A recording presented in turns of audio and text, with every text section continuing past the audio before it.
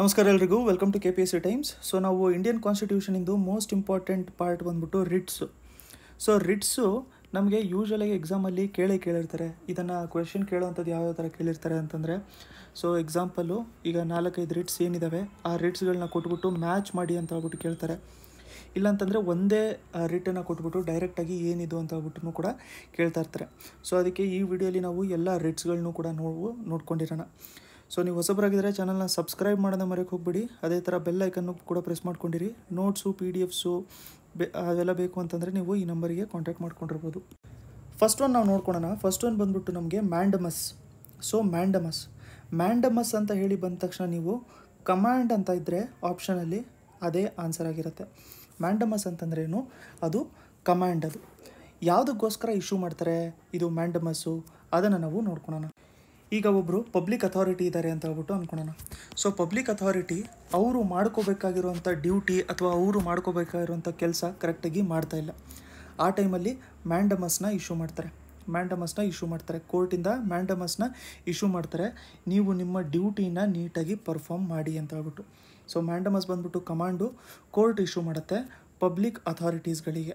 ಯಾವಾಗ ಅಂತಂದರೆ ಅವ್ರ ಅಕಸ್ಮಾತ್ ಏನಾದರೂ ಒಂದು ಆರ್ಡರ್ ಇದೆ, ಆ ಆರ್ಡರ್ನ ಇಂಪ್ಲಿಮೆಂಟೇಷನ್ ಮಾಡ್ಕೊಂಡಿರಲಿಲ್ಲ, ಆ ಟೈಮಲ್ಲೆಲ್ಲದು ಕೂಡ ಇದನ್ನು ಇಶ್ಯೂ ಮಾಡ್ತಾರೆ. ಇನ್ನೊಂದು ಇಂಪಾರ್ಟೆಂಟ್ ಪಾಯಿಂಟ್ ಏನು ನೆನ್ಪಿಟ್ಕೊಂಡಿರಬೇಕು ಅಂತಂದರೆ, ಇದನ್ನು ಅಡ್ಮಿನಿಸ್ಟ್ರೇಟಿವ್, ಲೆಜಿಸ್ಲೇಟಿವ್, ಕ್ವಾಸಿ ಜುಡಿಷಿಯಲ್ ಮತ್ತು ಜುಡಿಷಿಯಲ್ ಈ ಥರ ಎಲ್ಲ ಅಥಾರಿಟೀಸ್ಗೂ ಕೂಡ ಇವರು ಇಶ್ಯೂ ಮಾಡ್ಕೊತಾ ಇರ್ಬೋದು. ಇದು ಒಂದೊಂದಕ್ಕೂ ಕೂಡ ಡಿಫರ್ ಆಗ್ತಾ ಇರುತ್ತೆ. ಸೊ ಅದಕ್ಕೋಸ್ಕರ ಯಾವುದಕ್ಕಿದೆ ಅಂತ ಹೇಳ್ಬಿಟ್ಟು ನಾವು ನೋಡ್ಕೊಂಡಿರೋಣ. ನೆಕ್ಸ್ಟ್ ಬಂದ್ಬಿಟ್ಟು ನಮಗೆ ಯಾವುದಾಗಿರುತ್ತೆ? ನೆಕ್ಸ್ಟ್ ಬಂದ್ಬಿಟ್ಟು ನಮಗೆ ಹೇಬಿಯಸ್ ಕಾರ್ಪಸ್ ಅಂತಂದ್ರೇನು? You may have the body ಅಂತ ಅಂತಂದರೆ, ಈಗ ಯಾರನ್ನೊಬ್ಬರನ್ನ ಅರೆಸ್ಟ್ ಮಾಡಿದ್ದಾರೆ, ಅವ್ರನ್ನ ಕೋರ್ಟಿಗೆ ಇನ್ನೂ ಕರ್ಕೊಂಡು ಹೋಗಿಲ್ಲ.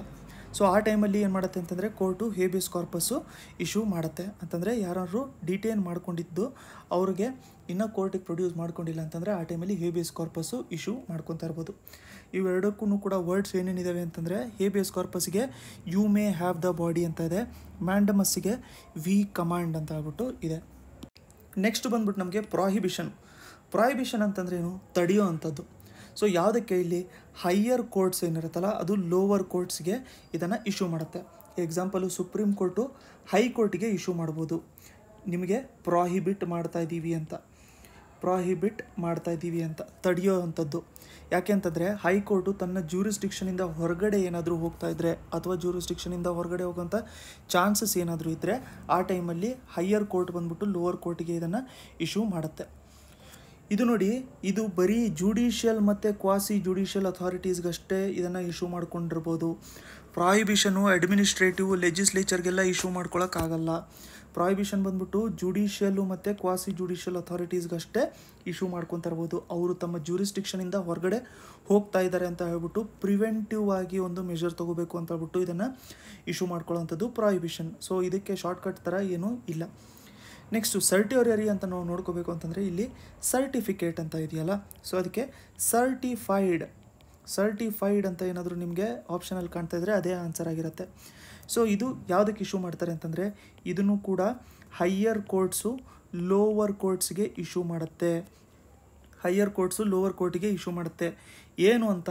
ನಿಮ್ಮಲ್ಲಿ ಇರುವಂಥ ಕೇಸ್ನ ಟ್ರಾನ್ಸ್ಫರ್ ಮಾಡಿ, ಇಲ್ಲ ಅಂತಂದರೆ ಆ ಕೇಸ್ನ ಕ್ವ್ಯಾಶ್ ಮಾಡಿ ಅಂತ ಹೇಳ್ಬಿಟ್ಟು ಸರ್ಟಿಫೈ ಮಾಡ್ಕೊಳ್ಳೋದಕ್ಕೆ ನಮಗೆ ಇರುವಂಥದ್ದು ಸರ್ಟಿಯರಿ ಅಂತಂದರೆ ಟು ಬಿ ಸರ್ಟಿಫೈಡ್ ಅಥವಾ ಟು ಬಿ ಇನ್ಫಾರ್ಮ್ಡ್ ಅಂತ ಹೈಯರ್ ಕೋರ್ಟು ಲೋವರ್ ಕೋರ್ಟಿಗೆ ಇಶ್ಯೂ ಮಾಡ್ಕೊಳ್ಳುತ್ತೆ. ಯಾಕೆ ಅಂತಂದರೆ ಕೇಸ್ನ ಟ್ರಾನ್ಸ್ಫರ್ ಮಾಡ್ಕೋಬೇಕು, ಇಲ್ಲ ಅಂತಂದರೆ ಕ್ವ್ಯಾಶ್ ಮಾಡ್ಕೋಬೇಕು ಅಂತ. ಇದನ್ನು ಯಾರ್ಯಾರಿಗೆ ಇಶ್ಯೂ ಮಾಡ್ಕೋಬೋದು ಅಂತ ಹೇಳಿ ನಾವು ನೋಡ್ಕೋಬೇಕು ಅಂತಂದರೆ, can be issued even against administrative bodies. But ಇದನ್ನು ಲೆಜಿಸ್ಲೇಚರು ಮತ್ತು ಪ್ರೈವೇಟ್ ಇಂಡಿವಿಜುವಲ್ಸಿಗೆ ಇಶ್ಯೂ ಮಾಡ್ಕೊಳ್ಳೋಕ್ಕಾಗಲ್ಲ. ಲೆಜಿಸ್ಲೇಟಿವ್ ಬಾಡೀಸ್ಗೂ ಕೂಡ ಇಶ್ಯೂ ಮಾಡ್ಕೋಬೋದು. ಮುಂಚೆ ಇರೋವಂಥದ್ದು ಬರೀ ಜುಡಿಷಿಯಲು, ಕ್ವಾಸಿ ಜುಡಿಷಿಯಲು. ಇದನ್ನು ಅಡ್ಮಿನಿಸ್ಟ್ರೇಟಿವ್ ಬಾಡೀಸ್ಗೂ ಇಶ್ಯೂ ಮಾಡ್ಬೋದು, ಬಟ್ ಲೆಜಿಸ್ಲೇಟಿವ್ ಅಥವಾ ಮತ್ತು ಪ್ರೈವೇಟ್ ಇಂಡಿವಿಜುವಲ್ಸು ಅವಕ್ಕೆಲ್ಲರಿಗೂ ಕೂಡ ಇದನ್ನು ಇಶ್ಯೂ ಮಾಡ್ಕೊಳ್ಳೋಕ್ಕೆ ಆಗಲ್ಲ. ಸೊ ಸರ್ಟಿಯರಿ ಅಂತಂದರೆ ನಮಗೆ ಟು ಬಿ ಸರ್ಟಿಫೈಡ್ ಅಂತ ಆಗಿರುತ್ತೆ. ನೆಕ್ಸ್ಟು ನಮಗೆ ಕುವೋ ವಾರಂಟು ಅಂತ ಇದೆ. ಅಂತಂದರೆ ಬೈ ವಾಟ್ ವಾರೆಂಟ್ ಅಥವಾ ಯಾವ ಅಥಾರಿಟಿ ಮೇಲ್ಗಡೆ ನೀವು ಅಲ್ಲಿ ಇದ್ದೀರಾ ಅಂತ ಹೇಳ್ಬಿಟ್ಟು. ಸೊ ಇದನ್ನು ಕೋರ್ಟ್ ಬಂದ್ಬಿಟ್ಟು ಲೀಗ್ಯಾಲಿಟಿ ಅಂತಂದರೆ ನೀವು ತೊಗೊಂಡಿರೋಂಥ ಆಫೀಸು, ಅಲ್ಲಿ ಕೂತ್ಕೊಂಡಿರೋಂಥ ಆಫೀಸು, ನೀವು ಕೂತ್ಕೊಳ್ಳೋಕ್ಕೆ ನಿಮಗೆ ಏನು ಅಥಾರಿಟಿ ಇದೆ ಅಂತ ಹೇಳ್ಬಿಟ್ಟು ಅವರ ಕ್ಲೇಮ್ನ ಕೇಳ್ಕೊಳ್ಳೋದಕ್ಕೋಸ್ಕರ ಇದನ್ನು ಇಶ್ಯೂ ಮಾಡ್ಕೊಳ್ಳೋವಂಥದ್ದು. Claim of a person to public office, ಅದಕ್ಕೆ ನಿಮಗೆ ಏನು ಅಥಾರಿಟಿ ಇದೆ ಅಂತ ಹೇಳ್ಬಿಟ್ಟು ಇಶ್ಯೂ ಮಾಡ್ಕೊಳ್ಳೋಂಥದ್ದು ಇದು quo warranto. What is your authority ಅಂತ ಹೇಳ್ಬಿಟ್ಟು. ಸೊ ಇದನ್ನು ಸಬ್ಸ್ಟ್ಯಾಂಟಿವ್ ಪಬ್ಲಿಕ್ ಆಫೀಸ್ ಅಗೇನ್ಸ್ಟ್ ಅಷ್ಟೇ ಇಶ್ಯೂ ಮಾಡ್ಕೊಂಡಿರ್ತಾರೆ.